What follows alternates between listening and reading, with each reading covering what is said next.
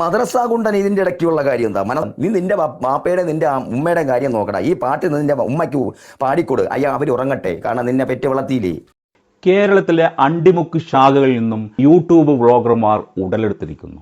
വ്യത്യസ്തമായാണ് ഇവരുടെ അവതരണ രീതി.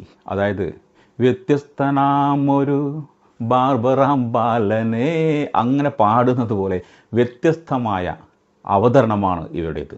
അങ്ങനെ ഒരു വീഡിയോ നമുക്ക് കാണാം. മദ്രസ കുണ്ടം വന്നിട്ടുണ്ട് നമ്മുടെ ശോഭാ സുരേന്ദ്രനെ ഒന്ന് ഉണ്ടാക്കാൻ വേണ്ടി. അവൻ്റെ ഉമ്മയ്ക്ക് അവൻ പാടിക്കൊടുക്കുന്ന ഒരു പാട്ടും കൂടി ഉൾപ്പെടെ ഒരു പോസ്റ്റ് ചെയ്തിട്ടുണ്ട്. ഡേ മാന്യമായി പറയടേ, എന്തുവടെ അണ്ണാച്ചി നീ ഇങ്ങനെയൊക്കെ പറയുന്നത്? മാന്യതയില്ലടേ. പറ ബാക്കിയുണ്ട്. ആ വീഡിയോ കാണിക്കുന്ന മുമ്പ് എഴുതിയിരിക്കുന്നതും ഞാൻ വായിച്ച് കേൾപ്പിക്കാം. കേരളത്തിൽ BJP MLA-മാർ ഉണ്ടായിരുന്നു എങ്കിൽ ശബരിമലയിൽ സ്വർണ്ണക്കൊള്ള സംഭവിക്കില്ല എന്ന് ശോഭ ചേച്ചി ഒരു പോസ്റ്റ് ഇട്ടു. പിന്നെ ശോഭാ സുരേന്ദ്രൻ എന്ന് പറഞ്ഞാൽ ശക്തനായ ഒരു വനിതയാണ്. അവര് ഈ പറഞ്ഞത് ശരിക്കും ശരി തന്നെയാണ്. അപ്പി ശോഭാ സുരേന്ദ്രൻ ശക്തനായ വനിതാ നേതാവ്. എടേ, അവർ 25 ലക്ഷം കൈക്കൂലി ആവശ്യപ്പെടുന്നത് പിഞ്ചു കുട്ടികൾക്ക് വരെ അറിയാം. എന്നിട്ടാണ് അപ്പി നീ ഇവിടെ കിടന്ന് തൂറി മെഴുകുന്ന എടാ. പറ.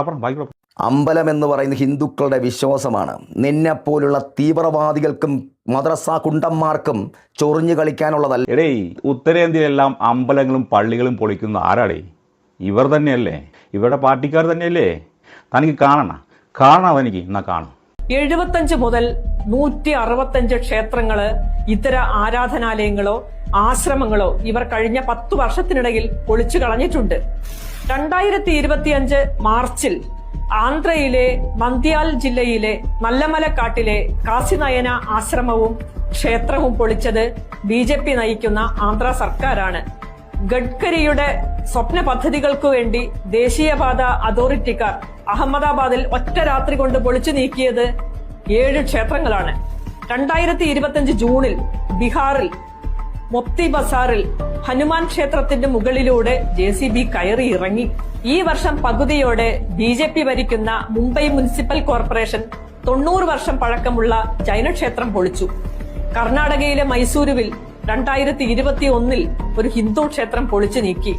നഞ്ചൻകോടിന് സമീപമുള്ള കുച്ചഗുനിയിലെ മഹാദേവമ്മ ക്ഷേത്രം. 100 ക്ഷേത്രങ്ങൾ പൊളിക്കാനായിരുന്നു പദ്ധതി. വിശ്വാസികൾ എതിർത്തപ്പോൾ തൽക്കാലം നിർത്തിവെച്ചു. അമ്പലം എന്ന് പറയുന്ന ഹിന്ദുക്കളുടെ വിശ്വാസമാണ്. നിന്നെപ്പോലുള്ള തീവ്രവാദികൾക്കും മദ്രസ അപ്പി നില്ല്. പിന്നെ തീവ്രവാദികൾ കലക്കി. എടേ, ഇസ്ലാം മത വിശ്വാസത്തിൽ എത്ര തീവ്രവാദികൾ ഉണ്ടടേ ഇന്ത്യയിൽ? ഇതിൽ കൂടുതൽ തീവ്രവാദികൾ ഞാൻ കാണിച്ചു തരട്ടെ. And let me tell you one small thing. Now that I have been exposed as a man who is this thing, the number of persons that ISI has recruited for intelligence tasks in India, there have been more Hindus than Muslims.